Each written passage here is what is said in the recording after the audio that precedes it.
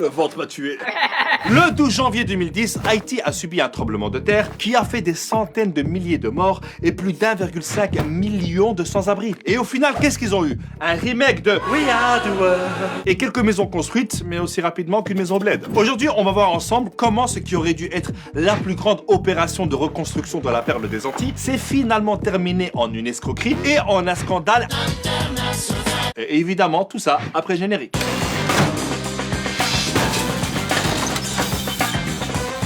Faut savoir que Haïti a été l'une des colonies les plus riches et la première république noire a proclamé son indépendance en 1804, soit 2-3 jours avant le lancement de Vivement Dimanche. Mais ça lui a coûté une dette coloniale à la France de plus ou moins 17 milliards d'euros d'aujourd'hui, qu'elle n'a fini de payer qu'au milieu du XXe siècle. Mais bon, après quand tu commences une histoire et qu'il y a les termes dette coloniale, t'imagines bien que ça finira aussi mal que Macron qui parle anglais. I don't like what you did in front of me. Faut savoir que le pays n'a jamais réussi à bien se développer et il est toujours dépendant des ONG et des organisations humanitaires, à tel point qu'on la surnomme la République des ONG. Depuis le tremblement de terre en 2010, t'as plein d'ONG et d'organisations humanitaires qui ont débarqué comme les Avengers mais version Bollywood.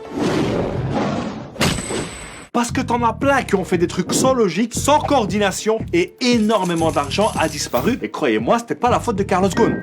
Eh, c'est notre territoire ici, tu vois bien qu'on est en train de distribuer de la nourriture. Ouais, ben nous on a des camions avec des couvertures. J'ai faim, j'ai froid. La ferme! Tu vois pas qu'on est en train de te sauver la vie là? C'est un truc de fou! La politesse!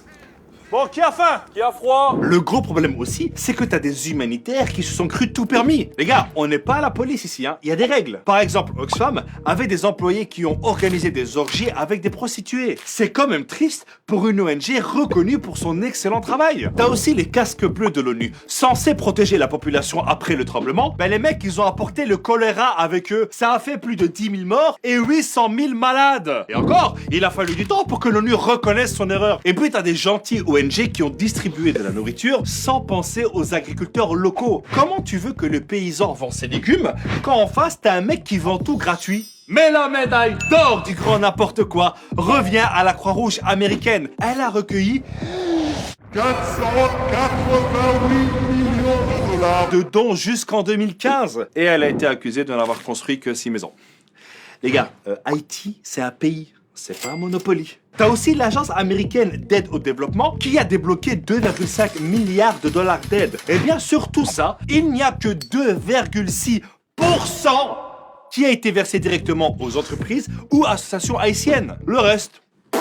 Donc sous le coup de l'émotion, tout le monde s'est précipité, mais ça a été mal géré. Résultat, Haïti est devenu une espèce de centre d'entraînement pour des humanitaires qui ne connaissent ni le contexte, ni même le pays.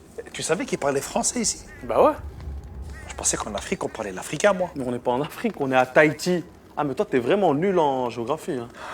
On en apprend tous les jours. Hein. Vous avez faim, monsieur? Non, non, non, non, il a froid, il a froid. Et avec tout ce gâchis, tu dois encore rajouter la corruption généralisée des dirigeants. La Cour des comptes haïtienne vient de remettre un rapport sur le plus grand scandale de détournement d'argent de l'histoire d'Haïti, concernant l'affaire du Petro-Caribé et le détournement de 3,8 milliards de dollars qui a impliqué 4 présidents et 6 gouvernements. Du favoritisme, des contrats sans obligation, des budgets doubles, une quinzaine de ministres et même l'actuel président Jovenel Moïse sont pointés du doigt. Le grand pillage est arrivé. Le président Moïse est rejeté par tous les partis et la population. Donc d'un côté, t'as un Moïse qui divise la mer en deux pour faire passer son peuple. De l'autre, t'en as un qui divise le peuple pour faire passer l'argent. Jean-Michel, jeu de mots?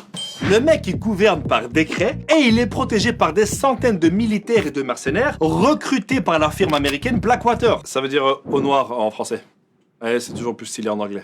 10 ans après le tremblement de terre et l'intervention internationale, le pays s'est encore plus appauvri et la criminalité a explosé. Le peuple haïtien proteste depuis 2 ans contre l'injustice et la classe politique corrompue. Ah, là-bas, c'est pas des gilets jaunes qui doivent être distribués, hein, mais des gilets pare-balles. Avant le séisme, Haïti était classé 149e sur 182 selon l'indice de développement humain. Aujourd'hui, malgré toute cette aide humanitaire, le pays est classé 168e. Et il y a toujours des problèmes d'insécurité, de maladies et il manque de tout. Je pense pour sortir de ça, il faudrait une vraie enquête. Et quand je te parle d'enquête, je te parle pas d'un sondage fait par des ONG à la sortie d'un métro, mais d'un vrai bail à l'échelle internationale pour savoir qui sont les responsables de ce pillage. Je pense que la France devrait aussi revoir son histoire et rembourser sa dette d'indépendance à Haïti. Ce qui, je pense, lui permettrait de s'en sortir un peu mieux.